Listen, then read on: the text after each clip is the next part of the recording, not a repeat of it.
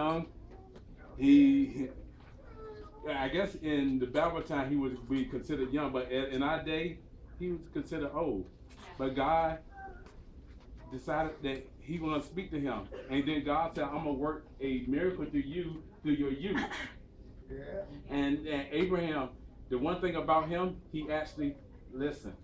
He listened to God, and he let God use him. And as a result, the spirit, the spirit of the elder went through Abraham, and then went through the children. And it completely multiplied into us now. They said we are the adopted ones into Abraham's family. The spirit of the elders, when the elders already are listening, because they're still living, they're still moving, they're still being the example.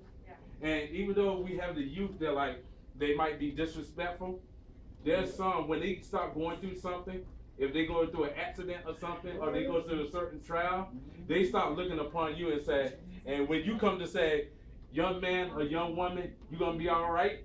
And they're like, no, look at me, my life is a mess. And you're like, look at me.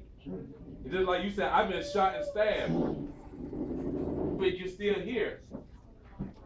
The spirit of the elder put energy into the youth, that they want to continue to live, that they want to continue to do right.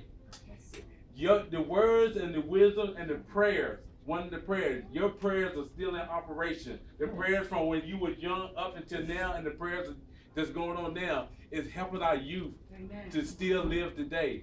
Even though we probably shaking our heads like, what is wrong with them? They're not going to make it. You are then shocked when they start reaching about age 30, 40, and they're like, you know what, my life was a mess, but I finally got it together. Amen. I remember what mama, I remember what grandma said, and then they start saying, I know that my grandparents, I know my mama's prayers touched me, even though I didn't even realize.